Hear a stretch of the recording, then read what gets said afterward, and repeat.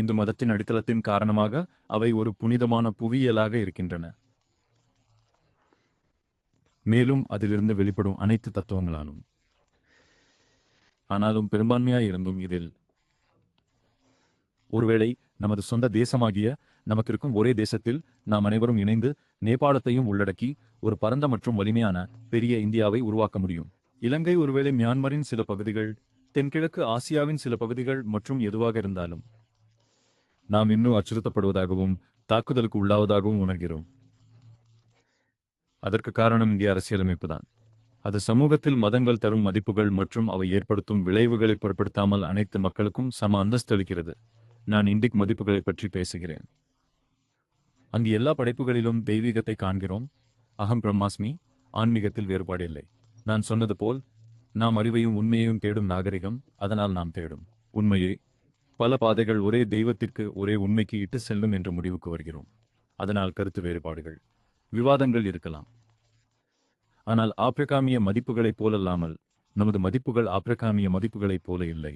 குறிப்பாக இஸ்லாம் மற்றும் கிறிஸ்தவம். அங்கு என் மதம் மட்டுமே உண்மை.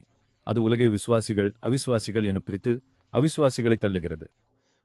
தீர்ப்பு நாளில் நித்திய காலத்திற்கு நிரந்தர நரகத்திற்குள் நீங்கள் வேதத்தை கேள்வி கேட்க முடியாது. அந்த இறுதி தீர்ப்பு நாள் இந்த உலகின் அனைத்து மக்களும் முழுமையாக மதம் மாற்றப்பட்ட பின்னர் தான் வந்து சேரும். அதனால் அந்த நிலையை அடைவதற்காகவும் அதற்கு உதவுவதற்காகவும் ஒரு தீவிரமான மிஷனரியின் உன்னதமான நோக்கத்தை நிறைவேற்ற இந்த நிலை ஆப்பிரிக்காவில் பிரதிபலித்துள்ளது. ஆப்பிரிக்கா அப்படித்தான் இருக்கிறது. அது கிறிஸ்தவம் மற்றும் இஸ்லாம் என இரு பெரும் மதங்களாக பிரிக்கப்பட்டுள்ளது. பூர்வீக மதங்கள் இந்த பெரிய பகுதிகள் உண்மையில் உண்மையல்ல. அவை வெறும் ஆப்பிரிக்காவில் சில பகுதிகள் இருப்பதாக காட்டுகிறது.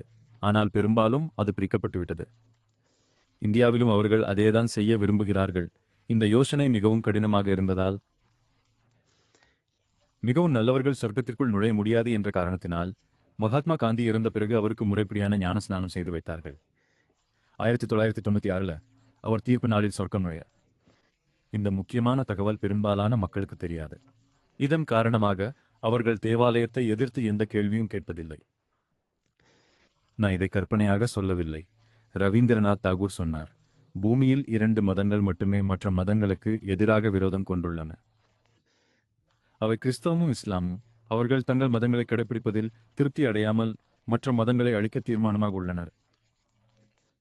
இதைத்தான் நாம் எதிர்கொள்கிறோம். அதனால்தான் அச்சுறுத்தப்படுகிறோம்.